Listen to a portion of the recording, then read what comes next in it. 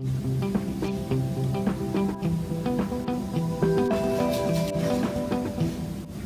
got that test this week? I did okay. Yeah, I don't feel very good about it either. Yeah.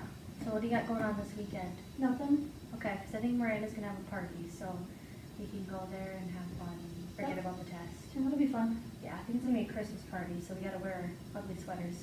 Okay. All right. Okay, so today in class we're going to discuss the advantages and disadvantages to texting and talking in person. So do you guys think they're the same thing or different? Same.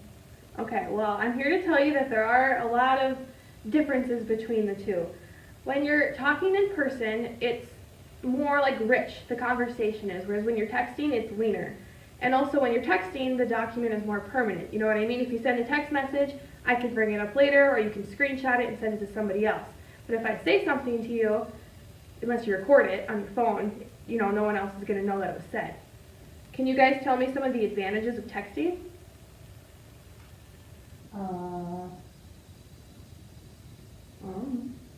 Okay, well, you don't have to be, you know, in person. Like, I don't have to meet you someplace to say it. I could just shoot you a text somewhere and you're going to understand what I'm saying. You can get a lot of social support from texting, and you can still, like, see the message and hear it. You know, I mean, you can ignore messages sometimes, but we could be sitting face to face, and I may be saying something to you, but you're not actually listening to what I'm saying or responding. Some disadvantages are though that if I text you, if I don't use an emoji or something, you might misread what I said. So you might interpret something differently and the situation could get out of hand. Also, you could be socially isolated. You know, everybody needs contact. So if you're just texting and you're not actually speaking in person, it could have an effect on you. Some advantages to being in person and talking is that you get some nonverbal clues.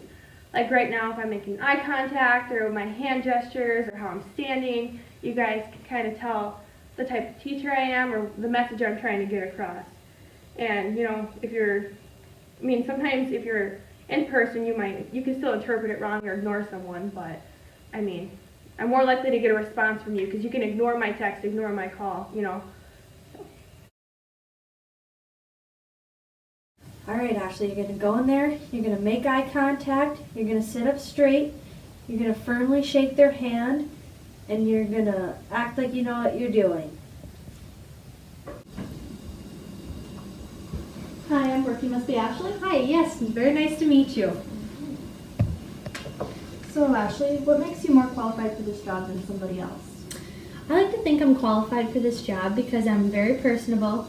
I love working with people all the time. I'm very organized. I'm always on time, normally early.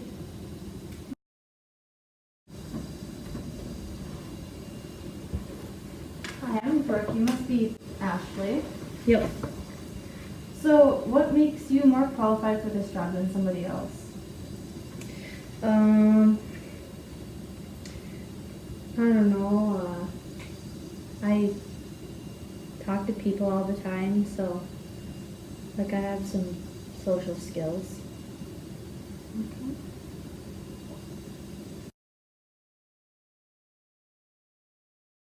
Okay, so you guys just watched a video on a good verbal and nonverbal communication video of an interview and a bad one.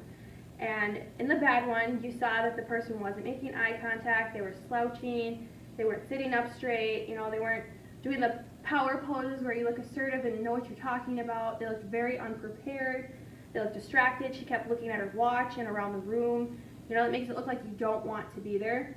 She you know, slapped her hand, said sup. You need to have more of a formal introduction and a firm handshake, and you have to have good eye contact. You want to make an impression on the person. You want to have good body language in that situation, interview, no matter where you're at or what you're doing. You want to be engaged, you want to smile, you know, look kind of friendly, and you don't want to like have your legs spread apart or anything, and you don't want to be fidgeting.